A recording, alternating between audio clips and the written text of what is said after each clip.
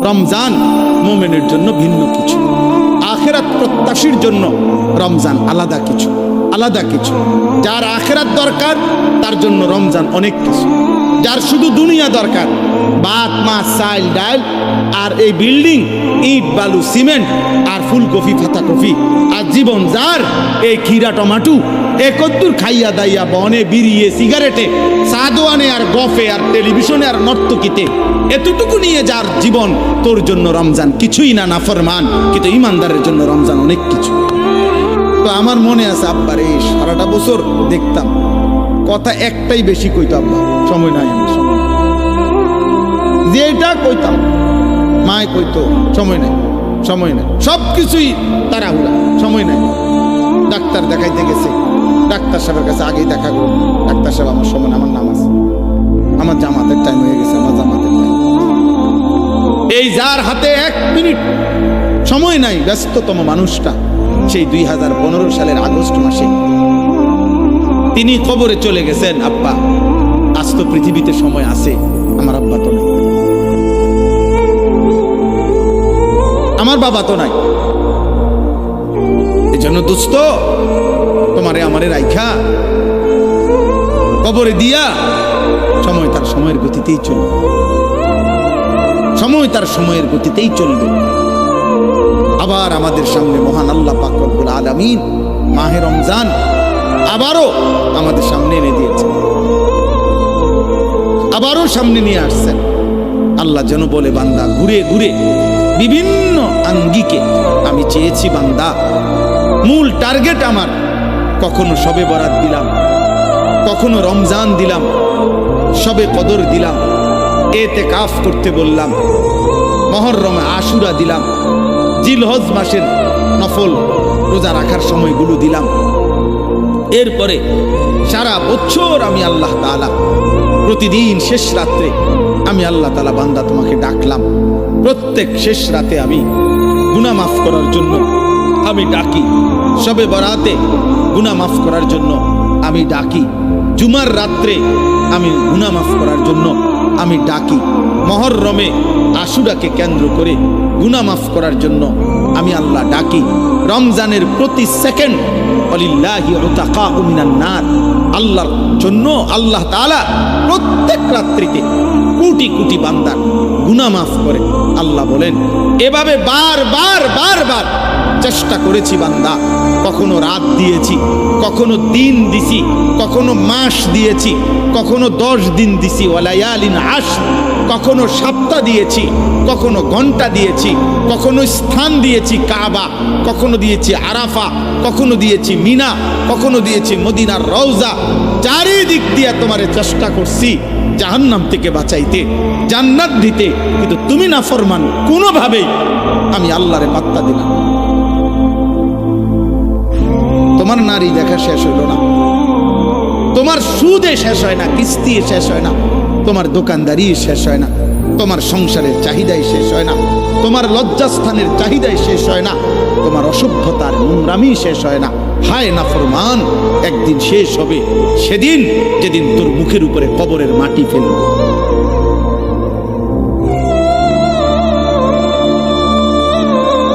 দুনিয়া তোকে একদিন মাটি মারবে, মাটি, তোর নাতি তোকে একদিন মাটি মারবে, কবরের মাটি ছুড়বে। আল্লাহ নবী সাল্লাল্লাহু আলাইহি সাল্লাম বলেন, লা ইয়ামলা আফাহু ইল্লা তুরাব। আল্লাহ তাআলা বলছে, দুনিয়া লুভির মুখ পূর্ণ হবে না কোনোদিন মাটি ছাড়া, মাটি। ওর মুখে মাটি মারবা, কবরের মাটি, কবরের মাটি। এই জন্য একটা ছেলে, একটা বাবা, একজন মা, একজন বোন, প্রত্যেকেই এই চূড়ান্ত টাইম আর মাত্র অল্প কয়েকটা দিন, সারা পৃথিবীর মুমিনের ইন্তজার মাহে রমজান। এই মুহূর্তে, এই মুহূর্তে যাদের আখিরাত দরকার, যাদের আখিরাত দরকার, যাদের জাহান্নাম থেকে মুক্তি দরকার, যাদের জান্নাত দরকার, আল্লাহর সন্তুষ্টি দরকার, খোদার কসম তাদের জন্য 12 তারিখ খুব ফ্যাক্ট কিছু না। 12 তারিখের আগেও পৃথিবীতে নির্বাচন হয়েছে বাংলাদেশে, 12 তারিখের পরেও বাংলাদেশে নির্বাচন হবে। 12 তারিখে যারাই নির্বাচিত হবে 5 বছরের মেয়াদেই নির্বাচিত হবে। অতএব এটা খুব মারাত্মক ভয়ঙ্কর কিছু, আহামরি কিচ্ছু এমন কিছু না। এটা চলমান একটি প্রক্রিয়া। এভাবেই নির্বাচন আগেও হইছে, এখনো হবে, সামনেও হবে। আহামরি কিচ্ছু না। এটার একবারে আসমান নামাই এলাউনের কিছু না, জমিন আলগি দিয়ে এলাউনেরও কিছু না। কিন্তু আল্লাহ তাআলা বলছে এই সৃষ্টির সবচেয়ে বড় ঘটনা 12 তারিখ নির্বাচনের ঘটনা না।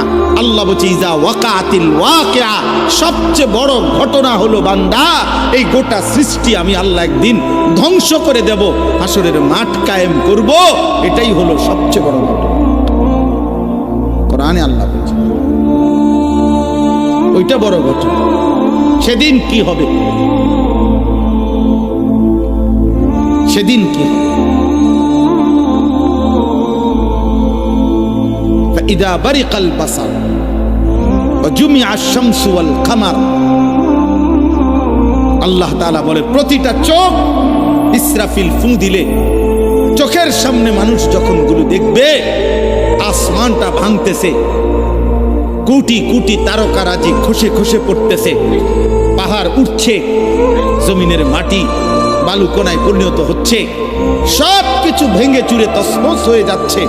আল্লাহ তাআলা বলেন মানুষের চোখ উপরের দিকে উঠে যাবে, অবাক বিস্ময়ে মানুষ তাকিয়ে তাকিয়ে দেখবে সূর্য আর চন্দ্র একসাথে একাকার হয়ে যাবে। আর মানুষগুলো পাগল মাতাল হয়ে একজন আরেকজনকে শুধু জিজ্ঞেস করবে ইয়াকুলুল ইনসানু ইয়াউমাইদিন আইনাল মাফার। সবাই সবাইকে বলবে যে ভাই পালাবো কোথায়, আশ্রয় নেব কোথায়, আজ যাবো কোথায়? আল্লাহ তাআলা বলবেন কাল্লা লা ওয়াজার, না না, আজ আর কোথাও ঠাই মিলবে না। ইলা রাব্বিকা ইয়াউমাইদিনিল মুস্তাকার, আজ শুধুই তোমার রব আল্লাহর নিকটেই ঠিকানা। আজ মালিকের সামনে যেতেই হবে। এত আয়াত, এত কথা, কোরআনের এত বক্তব্য দোস্ত মিথ্যা না, মিথ্যা না। অতএব আমার কথা একটাই, আমি গতকালকেও যেমন আজকেও তেমন, 11 তারিখও এমন, 12 তারিখও এমন। আমার বুঝ এক বুঝ, ছোট বুঝ।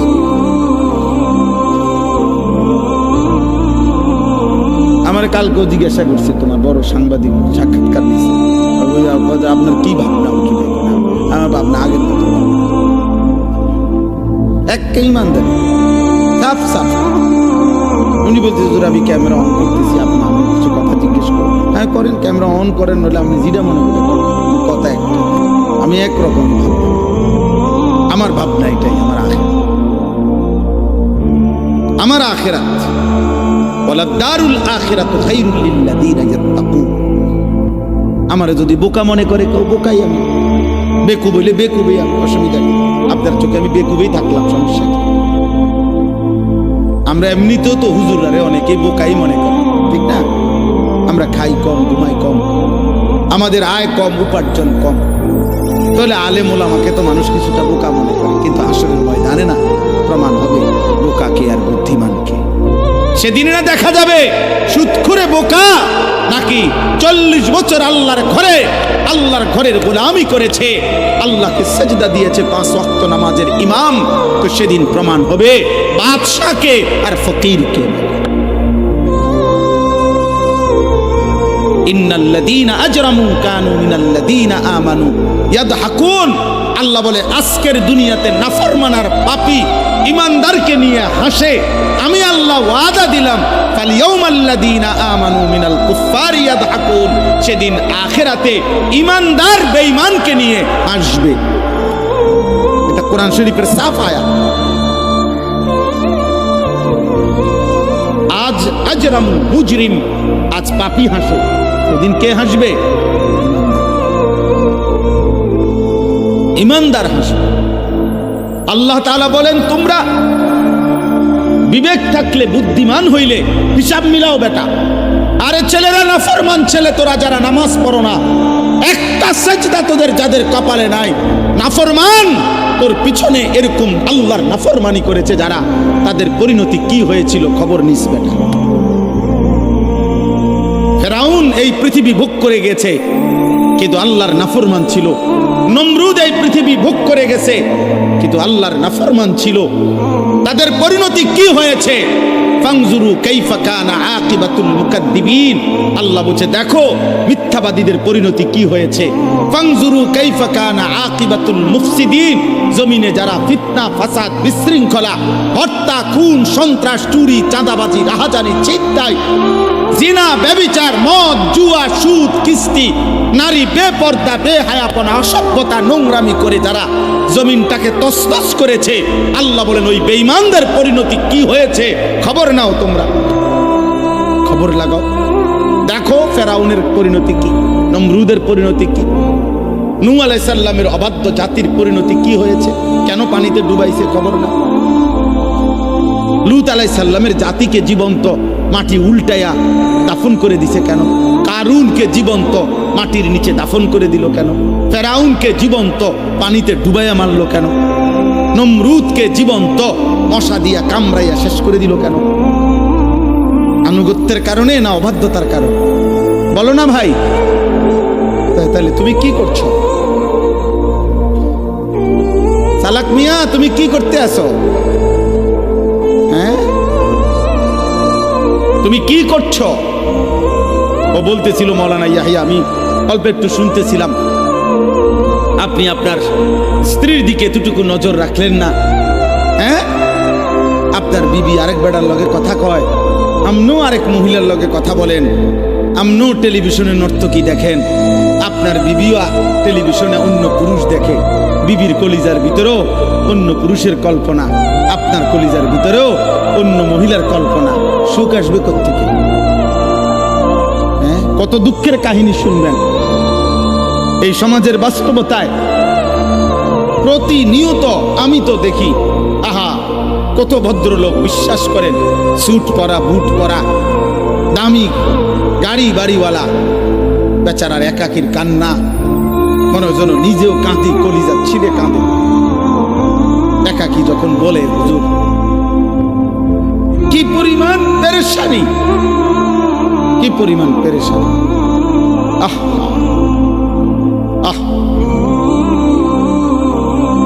দোস্ত আমার, বন্ধু আমার, আল্লাহকে বাদ দিয়ে, ইসলামকে বাদ দিয়ে, রাসূল সাল্লাল্লাহু আলাইহি সাল্লামকে বাদ দিয়ে, আল্লাহর কোরআন এবং সুন্নাহকে বাদ দিয়ে পৃথিবীর অন্য কোন আইটেমে অন্য কোন পদ্ধতিতে সুখ আসে না, হৃদয়ের সুখ আসে। ওইগুলা তো বিল্ডিং দালান তো সুখের উপকরণ, দেখতে মনে হয় এগুলা চাকচিক্য, কিন্তু সুখ যেটা আনন্দ তৃপ্তি স্বস্তি, এটা তো ইটের মধ্যে না, এটা তো কলিজার মধ্যে,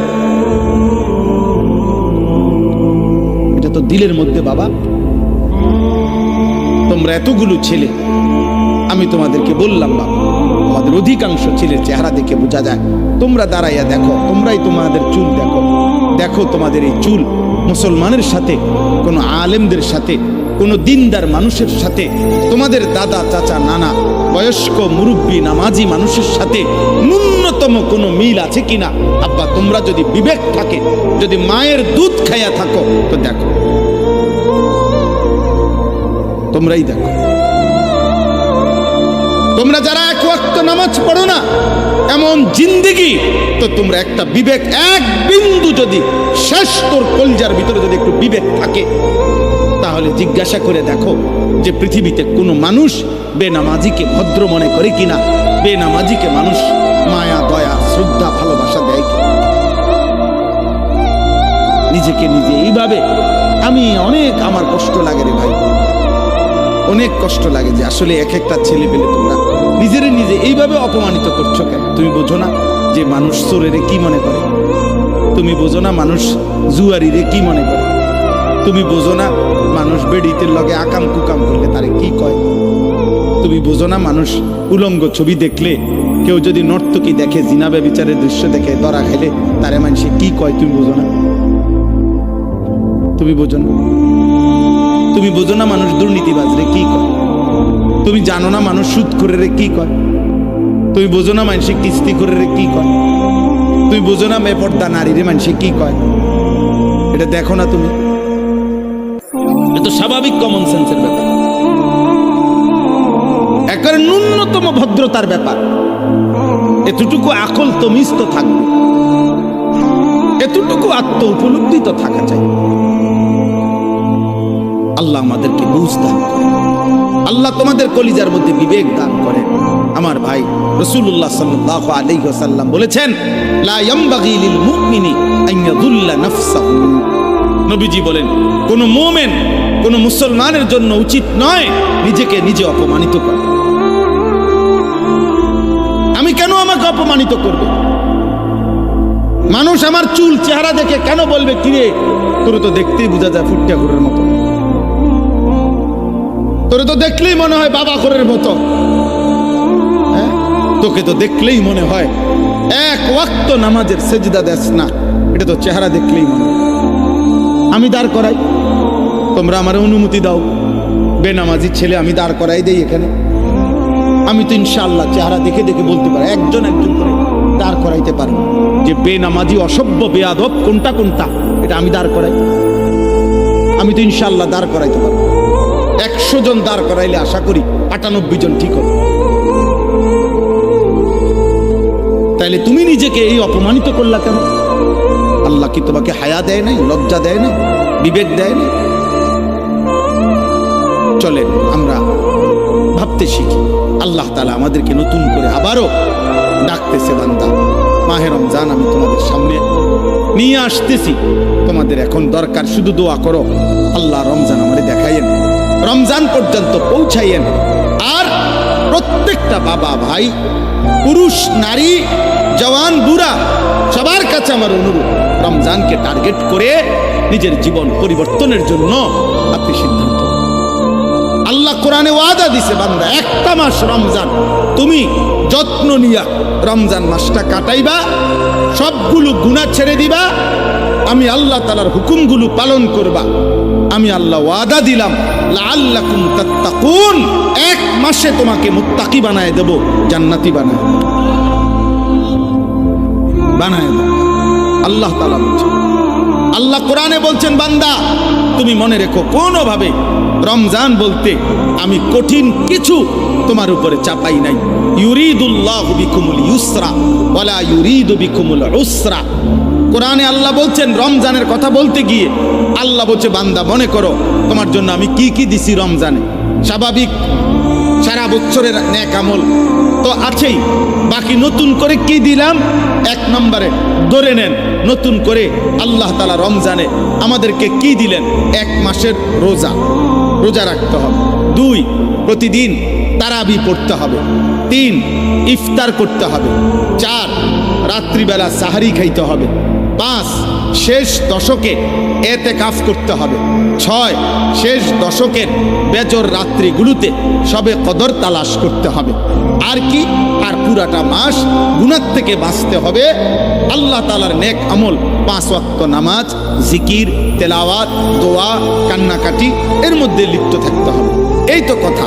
আল্লাহ তাআলা বলেন, বান্দা বিশ্বাস করো, এই যে যা যা দিছি আমি, ইফতার, সাহারি, এতেকাফ, তারাবি, রোজা, নামাজ, আল্লাহ বলে বান্দা বিশ্বাস করো, আমি এই বিধানগুলো সাজাইতে গিয়া, দিতে গিয়ে আমি আল্লাহ নিজে তোমার সহজ যেন হয়, কষ্ট যেন না হয়, আমি আল্লাহ কসম নিজে খেয়াল করেছি।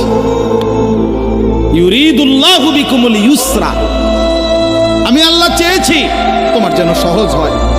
ওয়ালা ইউরিদু বিকুমুল উসরা, আমি আল্লাহ তাআলা তোমার জন্য কঠিন হোক এটা চাই নাই। প্রথম যেভাবে বিধান শুরু করছি নবীজির জামানায়, প্রথম রোজার শুরু, রমজানের শুরু, ওইখান থেকেও আমি বান্দা সহজ করতে করতে করতে বর্তমানের অবস্থায় আনছি। শুধু কমাইছি, বাড়াইছি, শুধু কমাই আনছি। সংক্ষেপে বলি, প্রথম রাসূলুল্লাহ সাল্লাল্লাহু আলাইহি সাল্লামের জামানায় রোজা এর বিধান ছিল কি? এর বিধান ছিল, মৌলিক নিয়ম ছিল যে নবীজির জামানায় প্রথম রমজানের রোজা রাখার নিয়ম ছিল সুবহে সাদিক থেকে, মানে সকালবেলা যেই ভোরের টাইম, সুবহে সাদিক থেকে রোজার টাইম শুরু হইতো। সন্ধ্যা হইলে, সূর্য ডুবলে, মানে আমরা যখন ইফতার করি তখন ইফতার খাওয়ার অনুমতি ছিল। কিন্তু তখন রোজা ছিল কেমন? মানে আমাদের নবীজির জামানায়, সাহাবাদের জামানায় রোজার বিধান ছিল এরকম যে সন্ধ্যা হইলে ইফতারির টাইমে যতক্ষণ পর্যন্ত সজাগ থাকবে, মানে আরেকবার ঘুম না যাবে, ততক্ষণ পর্যন্ত আপনার সে খাবার দাবার স্ত্রীর সাথে মিলামিশা সব করতে পারবে। কিন্তু সন্ধ্যার পর থেকে নিয়ে যখনই ঘুমায় যাবে, ঘুম আইসা গেলে নতুন রোজা শুরু। মনে করেন এখন যদি সন্ধ্যা 6টা বাজে ইফতার করলাম, এখন সজাগ যতক্ষণ খানার টাইম এতক্ষণ, বুঝেন নাই হিসাবটা? সজাগ যতক্ষণ এতক্ষণ। 8টা বাজে ঘুমায় গেছে, রোজা শুরু। বা মাগরিব পড়ে বলে কদ্দুর শরীরটা ভাল লাগতেছে না, সারাদিন ব্যস্ত ছিলাম, একটু শুইছে, রোজা শুরু। এটাই ছিল বিধান, এটাই নবীজির জামানা ছিল। কিন্তু এইটুকুর কারণে সাহাবাদের কষ্ট হইতেছিল। কি কষ্ট? দেখা গেছে অনেকে সন্ধ্যাবেলা ইফতারের সময় হয়তো সামান্য মাত্র পানি পান করছে বা 2টা খেজুর খাইছে, অথবা খায় নাই। এরই মধ্যে মাগরিবে নামাজ পড়ে ক্লান্তিতে ঘুম চলে আসছে, এই কারণে আর খাবার খাইতে পারে নাই। সারা রাত্র আবার নতুন রোজা শুরু হয়ে গেছে, পরের দিন আবার সন্ধ্যার সময় খাবার অনুমতি। তো ফলে একদিন একজন সাহাবী সন্ধ্যাবেলায় খাইতে পারে নাই, ফলে ঘুমায় গেছে। নতুন রোজা শুরু হয়ে যাওয়াতে আগের দিনের পুরা রোজা, সারা রাত্রের রোজা, পরের দিন দুপুরবেলা হযরত কাইস ইবনে সারমা আল আনসারী রাদিয়াল্লাহু তাআলা আনহু তিনি বেহুশ হয়ে গেছেন একেবারে। তো আল্লাহ তাআলা দেখছে আমার বান্দার তো কষ্ট হইতেছে। তো আল্লাহ তাআলা পুনরায় আবার বিধান নাজিল করে এই কোরআনের মধ্যে আল্লাহ আবার বলছে, ঠিক আছে বান্দা, আরো কমায় দিলাম। এখন সুবহে সাদিক থেকে সূর্য অস্ত পর্যন্ত, এই সন্ধ্যা পর্যন্ত, এই পর্যন্ত রোজা রাখো। সন্ধ্যার পর থেকে সূর্য ডুবার পর থেকে পরবর্তী সুবহে সাদিক পর্যন্ত সারা রাত্র এইবার ঘুমাও আর সজাগ থাকো। খাবার দাবার, স্বামী স্ত্রীর মিলামেশা সব কিছুর অনুমতি পূর্ণ দেওয়া হইল। ঘুমাইলেও অনুমতি আছে, না ঘুমাইলেও অনুমতি। আল্লাহ তাআলা বলে, তবুও আমি চাই তোমার যেন কষ্ট না। ইউরিদুল্লাহু বিকুমুল ইউসরা, আমি কষ্ট দিতে চাই নাই। কি মায়া করে মালিক বলছে, মা জাআলা আলাইকুম ফিদ্দীন মিন হারাজ। আল্লাহ বলে, বান্দা, দ্বীনের নামে, ইসলামের নামে, কোরআনের নামে, শরীয়তের নামে, বিধানের নামে আমি আল্লাহ তোমাদের উপরে একটা কষ্ট আমি দেই না। আমাকে মানতে গিয়ে তুমি বান্দা কষ্ট পাইবা, আমি এমন মালিক না। আমি রাউফ, আমি রাহিম, আমি রহমান। আমি সব জানি আমার বান্দার ভেতর বাহির, যোগ্যতা কদ্দুর, দুর্বলতা কদ্দুর, সক্ষমতা কতটুকু। আমি যুবকের আর বৃদ্ধের হুকুম বরাবর করি নাই। আমি আল্লাহ তাআলা এরপরে দেখেন, আল্লাহ বলছে বান্দা আচ্ছা ঠিক আছে, এরপরে আরো শোনো।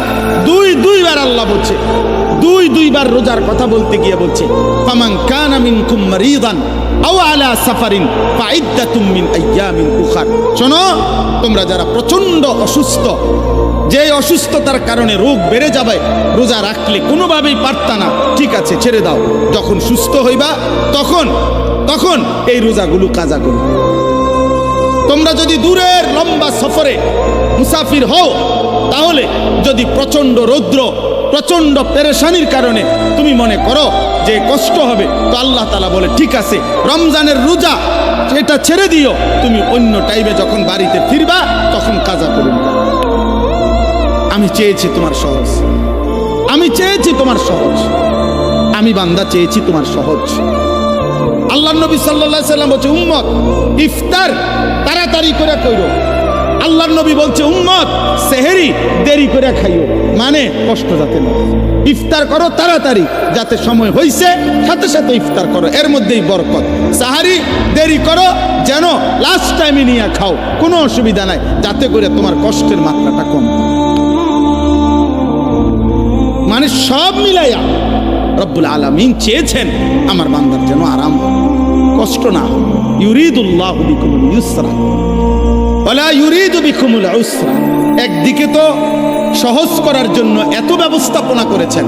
আবার আরেক দিকে নেকি, আল্লাহ তাআলা যেন বললেন রমজানের এক একটা মুহূর্ত আমি স্বর্ণের দামে না, রূপের দামে না, মণি মুক্তার দামে না, বরং আসমান জমিনটাকে যদি 100 দাম ধরো, আসমান জমিন পুরা সৃষ্টির, সেটার যেই দাম আসবে আল্লাহ বলে তার চাইতে কোটি গুণ বেশি দামে আমি রমজানের এক এক মুহূর্ত তোমাকে দিলাম।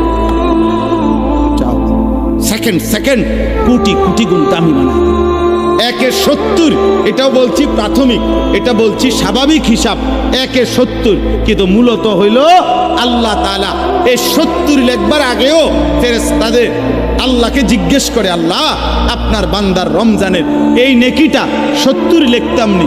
আল্লাহ বান্দার দিকে তাকাইয়া যখন দেখে গুনাহ থেকে মুক্ত, আল্লাহর জিকিরে তার জিহ্বা ভিজা, আল্লাহর মহব্বত তার কলিজার মধ্যে, সুন্নাত মোতাবেক তার জীবন, আল্লাহ তখন বলে না 70 না, 700 লেখো, 700, 7,000 লেখো, 70,000 লেখো, 7 লক্ষ লেখো, 70 লক্ষ লেখো, 7 কোটি লেখো, 70 কোটি লেখো, 70,000 কোটি লেখো।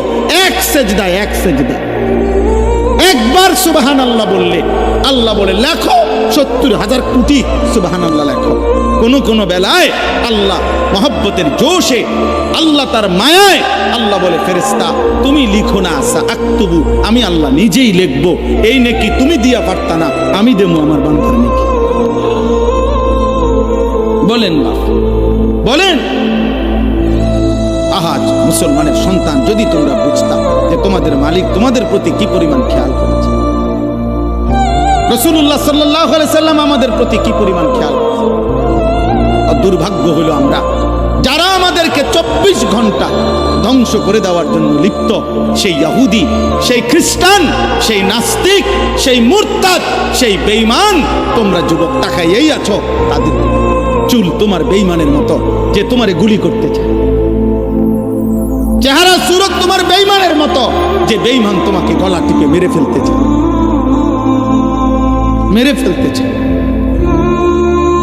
বলেন, পৃথিবীর একটা বেঈমান, ইউরোপের একটা দেশ, কোন দেশ কিংবা দেশের কোন প্রেসিডেন্ট কিংবা কোন দেশের কোন মানবতাবাদী কোন ব্যক্তি আজ পর্যন্ত বলেছে কিনা যে মুসলমানকে আমি কলিজা দিয়া ভালোবাসি?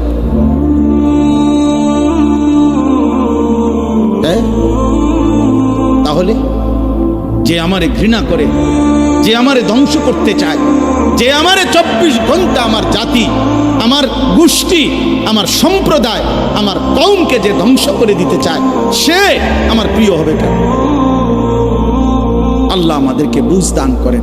অতএব আজকে আমার এতটুকুই কথা শেষ।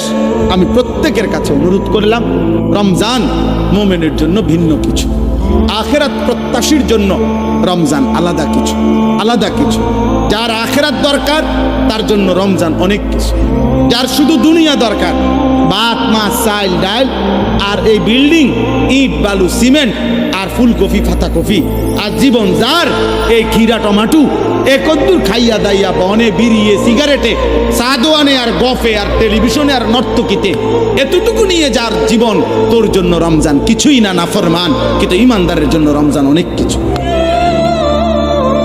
যার আখিরাত দরকার তার অনেক কিছু, তার জন্য অনেক কিছু।